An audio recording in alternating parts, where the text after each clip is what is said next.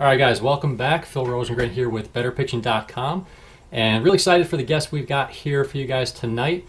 You may notice the recent guests we've been talking to are all guys, kind of a common theme, guys who were former ball players themselves who have now gone on to do some pretty cool entrepreneurial things in their days after their playing days were over.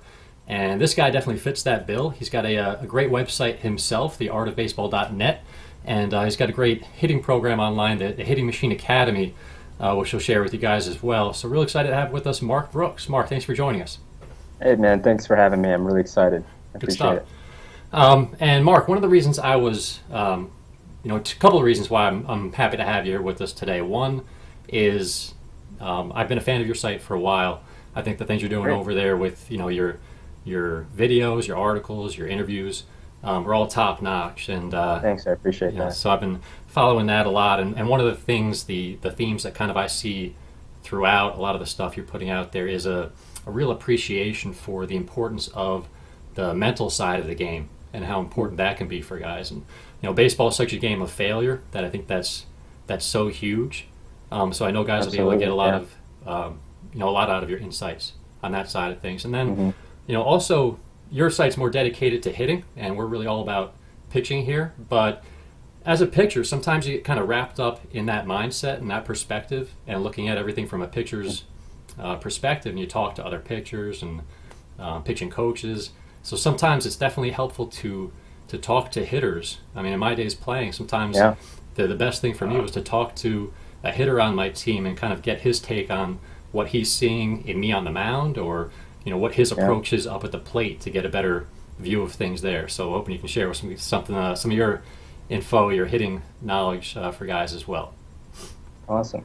And It's go ahead. it's funny that you say that because you take a look at somebody like Ted Williams, who detested pitchers, wouldn't talk to them, right? And then you take a look at somebody like Stan Musial, who befriended them because he wanted to get inside their heads to kind of have an intuitive feel of what it was like to be a pitcher, so that he could base his approach off of that. So Absolutely. I appreciate that.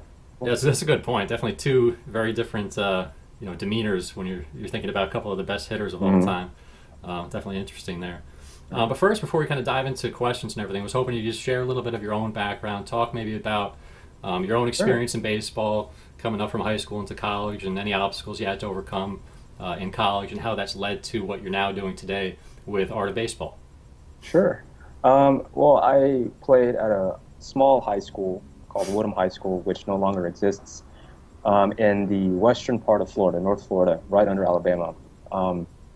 And so, graduating high school, I was given a scholarship out of high school to a junior college, where I sat the bench for 3 years. It was tough and a very kind of depressing experience, but it was a very enriching experience as well. The reason why it was so challenging was because I knew for a fact that I deserved to play. I was fairly talented. I was good on paper. I was fast, had a good arm, but for whatever reason, I wasn't an everyday starter. And I think a kind of a big aha moment for me sitting on the bench was realizing that my development and my playing time were directly influenced. I could still develop as a baseball player and get better, even though I wasn't playing every day. And once I realized that, I was able to kind of take my whole baseball career into my own hands and kind of write my own destiny, if you will. And so I sat the bench for 3 years, and then my third year, I think I graduated with about 30 at bats under my belt, which is it's not very impressive. But I had a particular strategy to getting to playing at the next level. I knew that I wanted to, and specifically I knew that I wanted to play at the Division I level. So I kind of, just kind of took a step back and reassessed where I was, and I wanted to kind of evaluate what my strengths and weaknesses were. And that was very challenging because it can kind of be, discouraging, kind of defining what your weaknesses are. But I knew what my strengths were. It was speed, and I was kind of a toolsy guy. So what I did was, upon graduating college, was I called every single Division I school that I could get the contact information from. So I went on websites, tried to get their contact information, I eventually got a hold of an assistant coach at Bethune-Cookman University, and they had a little like camp showcase for little kids, for not little kids. They were probably about 15 or 16 years old.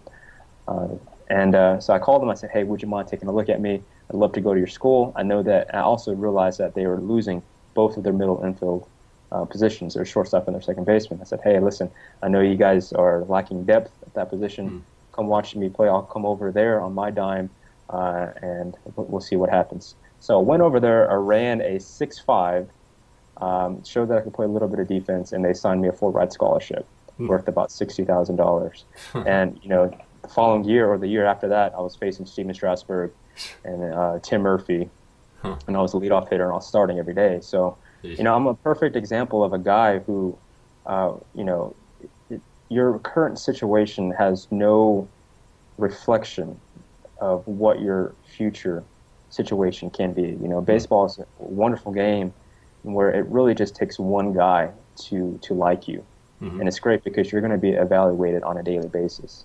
So. That's an interesting point. I recently talked to someone about the whole college recruiting process and how complicated that can be. I mean, that's a great example of kind of taking matters into your own hands and doing a little reconnaissance work and finding out what teams are out there that needed to fill a hole, and then getting out there and getting in front of that guy, and then making your own opportunity, basically, is what it sounds like. So that's finding the right fit, I think, is so key. So that's very absolutely. Absolutely. Otherwise, I know guys who've gotten into great programs, but then they kind of get pigeonholed, and all of a sudden they can't get any playing time. So, finding that right fit and kind of persevering through those tough years for you, and then getting that opportunity must have been pretty rewarding. Yeah, it was awesome. We had this tradition where it was my last year at my junior college, where after each home game on a Saturday, the whole team would pile up into this one teammate's apartment. And we would all sit in the living room and watch the SEC, ACC baseball games on TV, because we were just like, oh, wow, look at these guys, man. They're so talented. They're so great. So we'd watch these, the Florida, the Miamis, and it was just a tradition. And then what's cool is the following year, those guys were younger than me. They were still upholding to that tradition, except the guy that they were watching on TV was me, So It was just so cool. And they would call me and send me texts, rooting me on. And it was just awesome. All the hard work that I had invested really paid off, and it was just amazing. So. That's good stuff. And so now you've obviously gone on to start artofbaseball.net and doing stuff you're doing with the Hitting Machine Academy. I guess I want to dive in some questions more on hitting, and then we can kind of talk about the Hitting Machine Academy and Art of Baseball and all the stuff you're doing over there. Cool. So. I think you mentioned Steven Strasburg. Was he the toughest guy that you've ever faced off against? Just kind of curious. What was the toughest pitcher you've ever had to hit against? The toughest pitcher? I would have to say, probably him. I mean, that day he topped out at 101. He had an 89 mile an hour. Yeah, and he had an 89 mile an hour slider, and he could locate. So. Right, he struck me out. I went 0 for 3. It's kind of funny because we faced him. It was the first game of the season, the year that he signed that $30 million contract. And there was a lot of hype going on. We had known that we were going to face him that fall. And come game time, my coach came up to me and he said, "Brooksy, I want you to try to hit a home run." I'm like, "What? You want me to hit a home run? Don't you want me to just get on base? We want to try to win this ball game." He's like, "No, I want you to send a message, hit a home run." I'm like, "Okay, I'll try." So my goal was to try to get my bat head out in front, because I knew he was going to be throwing hard, and I knew he was going to be throwing a fastball, obviously. So he threw a fastball inside on the inner half of the plate, jammed me. But my bat almost exploded. It would have exploded if it wasn't aluminum, and it got into the jet stream, the wind, oppo, to the left field, and it cleared over the left fielder's head, and I was like, "Oh my God, I think I just hit a home run," and he caught it right at the wall. Oh, man. Yeah, that's my claim to fame. Pretty close. I mean, that's almost hit an solid. oppo bomb. But, almost on a jam shot too. That's but then following 2 at bats, he struck me out with straight fastballs. Yeah, didn't have a chance. Yeah. No, that's pretty dominating stuff at the college level when you're talking about 101 and 89 with the slider. I mean, that's pretty sick. Kind of on that same topic then. Let's talking about from a hitter's perspective, what the tougher type of pitcher is to face, and I thought about a bunch of different ways to ask this question. Some guys, the dominating or overpowering fastball can be intimidating, or a guy with a really good curveball, or maybe a guy who just locates and changes speeds. So I was just thinking, who would be the tougher guy as a hitter to face off against, do you think? And I'll give you two not so fun options here. You got either Nolan Ryan or Greg Maddux. And kind of polar opposites. Some, both Hall of Famers, but totally different styles of pitching. Well, for me personally, I can say that I would prefer somebody like Greg Maddux, just because I was very good at being able to stay back and drive the ball the other way. It was just, my approach to hitting. And personally, I had a tough time making the adjustment to high velocity fastballs. Anywhere between 87 and 88, I was fine. But for some reason, whenever I got up to right around 92 to 93, it was just like a different ball game. And it really took me a long time to make that adjustment. But I will say that for majority of hitters, I would imagine that if you can get a guy who can locate and keep a hitter off balance, that 9 times out of 10, they're gonna prefer a guy who throws hard, but leaves the ball up maybe a little bit. And normally his fastball is his go-to pitch in tough situations. So personally, I hope this answers your question. But personally, I would prefer somebody like Greg Maddux, somebody who doesn't throw as hard but can locate, because I can deal with being able to fight a ball off the outside corner until I get a pitch that I could handle. But yeah, higher fastball velocities was kind of my kryptonite. That makes total sense. I mean, that's that's different for different people too. And I think also that's one thing you see, like the guys in the big leagues. I mean, there's a reason they're in the big leagues. They can all square up a 95-mile-an-hour fastball if it's right down the middle. But for most hitters, that once you get above that 90-mile-an-hour range, that's obviously a different ball game. But Nolan Ryan, it's funny because he's a guy who, when he's on, like, he lights out 7 no-hitters, I think, and all the strikeouts he's had. But when you stack him up career-wise, Maddux throwing 85 to 88 had better numbers and was probably more effective, over the course of his career consistently than Nolan Ryan, which is just interesting. But I bet most hitters' answers would probably be like yours, that they'd rather face Maddux because they feel like he doesn't have such great stuff. I could hit this guy, and then you end up, he moves it just a little bit off the barrel of the bat, hitting a squibber somewhere and shaking your head on the way back to it. Like that. So that's good stuff. All right, so I wanted to ask you too. You mentioned about having some pretty good speed. So one of the things as a pitcher, it's especially the further up you go, you have to worry about controlling the running game and keeping that stolen base threat down a little bit. Actually, Mark, one thing I'm noticing right now might be the sun coming through the window or something, but there's a big reflection coming in right behind your head. Yeah, sorry about that. No problem. Let me move that. Is that better? Yeah, perfect, man. Okay. All right. Sorry about that. No, it's all right. I was like, the sun must be like just getting to a point where it started like blasting me in the face. All right, so yeah, talking about the base stealing threat, and as a pitcher, how important it is to eliminate that, or at least keep the guy close to the base to kind of, prevent the first to third on a single, or try to keep the double play in order, they say. So from a base stealer's perspective, let's say you're on first base and you're getting ready to take off. What's the tougher type of pitcher to have on the mound, or what do guys do, in your opinion, that made it tougher for you to get that good jump? Is it just guys who had a quick, a good pickoff move, or were quick to the plate, or are there other things too? I would say guys that were quick to the plate, meaning that they didn't have that leg kick. They normally just strode and then went straight to the plate. And then specifically, it's guys who changed their timing. They didn't have a set rhythm. Normally what I did whenever I was at the Division I level, what they taught us was to time the pitcher. And you'll get these guys at the high school level, and almost all of them do it, where they'll set 1, 2, or 1 Mississippi, 2 Mississippi, 3 Mississippi, and they'll go. And they get in these kind of ruts, and it's so predictable. So for me, I had a lot of difficulty when I had a guy who, from whenever I was at first base and whenever I was at second base, when he changed his looks going from second base, a guy that did a really good job of changing those up and not developing a predictable rhythm, I had trouble timing. So I almost just shut it down if I couldn't do that. Hmm. The second thing I would say is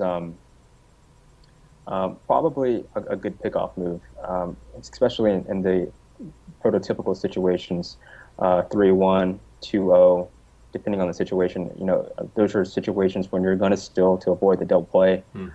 If you're going to be less likely to steal a base if you know that he's going to have a good pickoff move, or Right. he's aware he's aware of the situation Hmm. and he's not going to be throwing over to first base. So yeah, those are probably the first two things that I would say. All right, good stuff. And I think that's a great point you make about changing your timing, because I think that's Yeah. um, one of the things I found to be the most effective for keeping runners on too in my career. So, from a base stealer's perspective, that's interesting. That's the same thing, because I talk to guys about that, just like you mentioned about the rhythm, where guys like they get set and then they just go, Hmm. or it's like the same timing all the time. And if you can either hold on to Right. the ball for a while or be quick, boom, it makes huge difference. Right. So, And also a good part of it kind of falls onto the catcher too. I mm, mean, if you can get to the point where you're savvy enough to decipher the catcher's mm, signals at the mm, plate, I mean, you can get a really good jump. I mean, most catchers don't do a really good job, especially at the high school level, of mixing up their signals. mm, So if you're at first or second base, and if you can kind of get that pattern as well, it doesn't matter how good of a pickoff move or how fast he is to the plate. mm. If you're savvy enough, you can take advantage of that. So it's kind of it's a responsibility that falls on both the catcher and the pitcher as well. Good points. All right, man. And we talked a little bit before, just kind of changing gears now, because one of the things I mentioned I really like about your side and your approach to uh, sort of dealing with hitters and young ball players is stressing the importance of the mental side of the game. And Hmm. baseball is such a game of failure. I had a dad email me not long ago. He's got a son in college who's pitching and was kind of starting off pretty well, and then he had just one really rough outing that he was pretty shaken up about. And bouncing back from those kinds of experiences in baseball is something you're going to have to deal with. Right. So just in your own experience, what kind of advice do you give to players or parents in that kind of situation when it comes to dealing with failure, bouncing back from a tough outing, or maybe a tough at bat in your case? Mm. I would say that the first thing you have to do is you have to be able to look at failure as a feedback mechanism, and change what you value as an athlete, and as a baseball parent, change what you value as a baseball parent. And you can't be valuing success because it's such an arbitrary thing. I mean, for example, Steve Springer. I don't know if you're familiar with him, but I mean, he has a great way of saying that you can't have a goal where you do everything correct and still go 0 for 4. You know what I mean? Right. There's a The thing is like baseball is it's just such a tough sport, and you can be perfect and still struggle. You know Mm. what I mean? You can still hit the ball hard, and you won't get on base. So the most important thing is change your perspective on what you view success to be and how you define success, and to be a little bit more process oriented Mm. instead of result oriented. Because what that's going to do, that's going to allow you to take that pressure off of yourself. You know what I mean? Whenever you can focus on things that you can control, things like being prepared, um, you know, specific physical mechanics that you can execute regardless of your external environment. Mm. If you can just discipline yourself to say these are the things that I'm going to focus on, and trust yourself and say as long as I am able to execute these things, that the success will come in its own accord. Mm. You know what I mean? So yeah, definitely change your values in regards to how you view success, and then be able to look at failure as a feedback mechanism. Those are literally two of the most powerful attributes you can have as an athlete, regardless of what position you play, Mm. whether it's a pitcher. Even as a pitcher, you could you could be hitting your spots, and the umpire could, blow a call, and that's Mhm. something that you can't control. Right. You did everything right, and yet, you're 1-0. So Mm. that's definitely the first thing that I would say. Yeah, that's great points, because that's one thing I talk about too. Is like once the ball leaves your hand as a pitcher, the outcome is out of your control. So all you can control is everything you do up to that point, and Right. don't grade success or failure based on the outcome, because sometimes you might make a great pitch and boom, little dinker pops in over the second baseman's head or something. But you did your job. You made a good pitch. Tip your hat. He got the bat on the ball and got it in. And it's going to happen over the course of a career where you're not always going to be successful every time. But the key is, not sort of like you mentioned about using that failure as a feedback to look at it, examine what did you do, what was your process, and what might you be able to do differently. Examine whether you need to do something differently. But then get back there and focus on those things that you can control, because that's how you're gonna. That's what Greg Maddux used to say too. Going back to him, was just his job was just to make good pitches, and if he just made one good pitch one after another, he'd end up having a good outing. But trying to focus on having a good outing from the get go makes it, you're like stacking the deck against yourself. So it really just to kind of reiterate on what you're saying, it really just comes down to the habits, the mental habits of baseball parents, players, and coaches. That's where it starts. They have to. I feel like we need to have a new kind of paradigm shift in our culture within the baseball community in regards to how we view success and how we view failure. I think that's where it starts, and because what happens is that once you're able to do that, your natural ability will come through. You know what I mean? Whenever you're not worried about succeeding, when your parents not on your back about succeeding, you're able to relax, and that's whenever you're relaxed, you can play with reckless abandon. And whenever you're relaxed and you're confident, you're a very dangerous athlete. So definitely great points for sure. There's actually a good book I read recently about the growth mindset versus a fixed mindset. It's kind of along those same lines, where if you if you have that growth mindset, every failure or frustration becomes a learning opportunity, and you view it as a challenge, and you end up getting better. Where if you have a fixed mindset and you fail, you all of a sudden you kind of internalize that you're a failure. And so getting away from that kind of mindset, I think kind of what you're talking about is key to your success in anything really.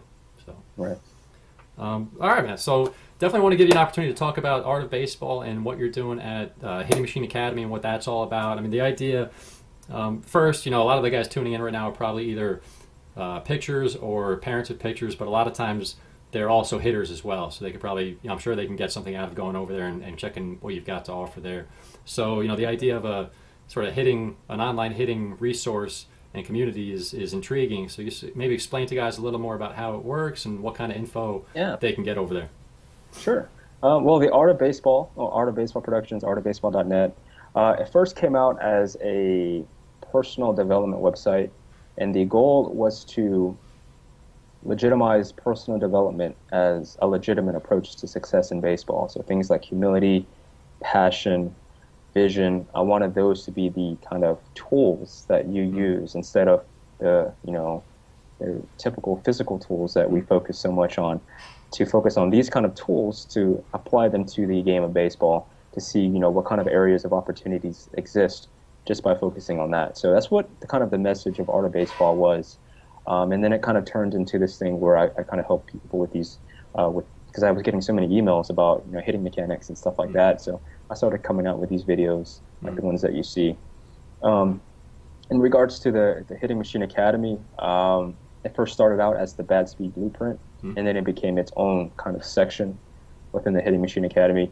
And basically what I'm trying to do is I'm trying to teach these players 3 simple kind of attributes that they need to have in order to have a foundation so that they can position themselves as hitters that can play at the next level. So the 3 things are getting proper separation, which is essentially getting your hands to a certain spot in space away from your center of gravity, so that you can use your core to pull your hands through the zone. So if you take a look at any swing, you'll see that majority of the big league hitters have a certain amount of separation. It's not drastic like King Griffey Jr. or something, but they do get some sort of separation so that they can increase their bat torque. Okay. That's the first thing. The second thing is having minimal head movement.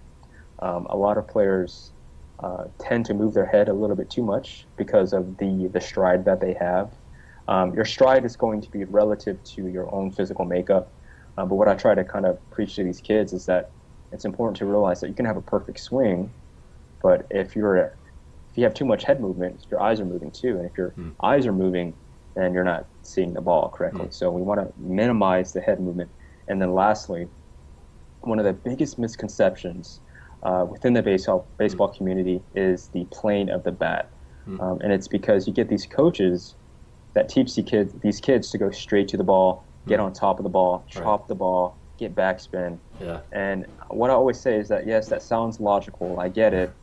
And they also say something like the quickest distance between A and B is a straight line. Right. And what I always say, is, you're trying to hit a 90-mile-an-hour fastball. You're not trying to solve a geometry Right. question. So the correct path, if you look at footage, you cannot refute this.